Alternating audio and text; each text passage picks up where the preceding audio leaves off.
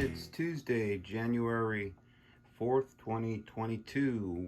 Happy New Year. Hope you all had a great holiday. So let me show you what I've been doing. Got the tender sealed, and that's messy. It's a 3M 5200 marine sealant. It's really good stuff, but it goes all the way up into the front. I also added some brass plates on the front to help seal the underside here. It was quite a challenge getting down inside there without, probably can't see it, without plugging up the valves. But also added some weather stripping along the top just to help eliminate any splash over as the tender's rocking. I think it's pretty sealed, so I'm looking forward to testing it, but this has a 7-day dry time, so I won't be able to test it until next weekend. But I also polished up this plate here. I'm looking forward to getting the wood on there. Let me back this up a little bit and show you what I also did. I redid the piping to the burner. I don't know if you can see that very well, but I didn't like the piping that I had. Actually, with doing it this way, it brought the line more over in line with the outlet on the tender, so I was really happy with the way that turned out. I also added the water line. It's one on the right that goes up underneath the frame and then out behind the blowdown valve, and that goes up to the injector whenever I get that going. I had to move this valve right here. That's for adding water to the boiler when we're steaming up. This guy will just connect in here. It'll just screw right in here, hook a hose up to it, fill it up, take it off, and that's how I'll be filling up the boiler. But yeah, I'm pretty happy with the way that turned out. I've also got the tender deck polished, and I'll shut this off for a second and I'll show you the rest of it. Okay, I put the tender deck, I just laid it on there, but as you can see, it's pretty shiny.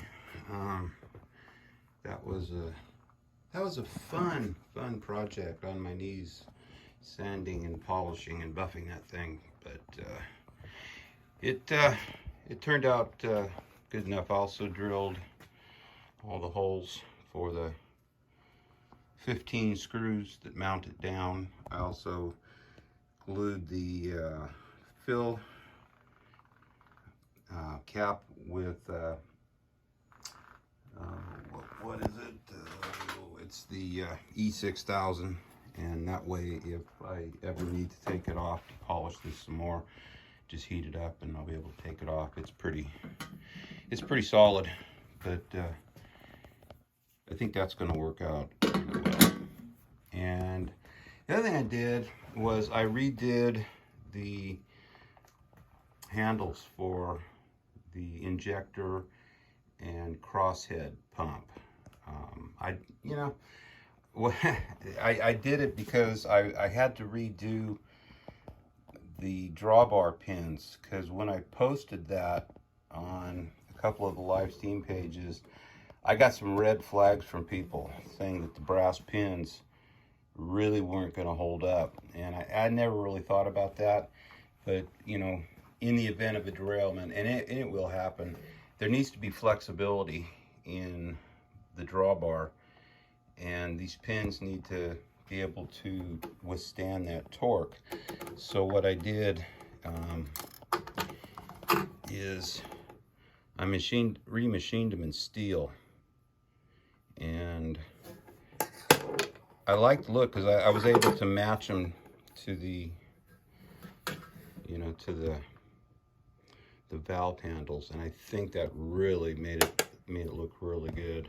So I was happy with that. And on the other side, I connected the lines, and you can see how maybe you can't. The outlet for the fuel on the tender connects to the pipe underneath the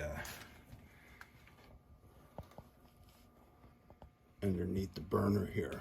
So I was also able to mount it a little bit more secure, so that pipe runs out to, you know, a position where it's easily connected to the hose. So I like that setup much better. And this hose here is the water for the crosshead pump, and you know, that's all for the plumbing. So the tender is ready for paint, and I went to the automotive paint supply, and John, bless his heart, had just enough paint left that should still be good. The cans are sealed really well. Talked with the guy, and it's a gamble on reusing, you know, 20-plus-year-old paint.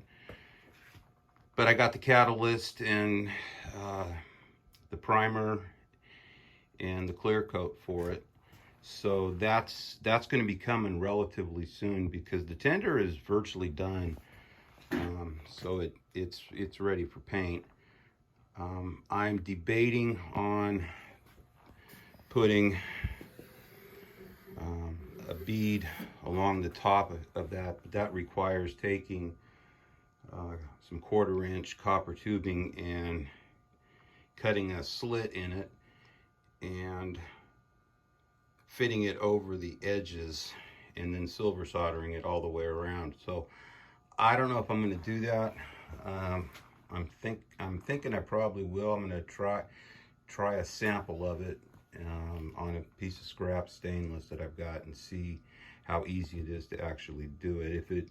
If it works, I'm going to give that a shot. If it doesn't, I'm going to leave the tender flares just the way they are. But anyway, I think I got everything. It's coming along pretty well. I am really looking forward to getting this thing up and running. So anyway, guys, thanks a lot for watching and coming along, and I will talk to you on the next update.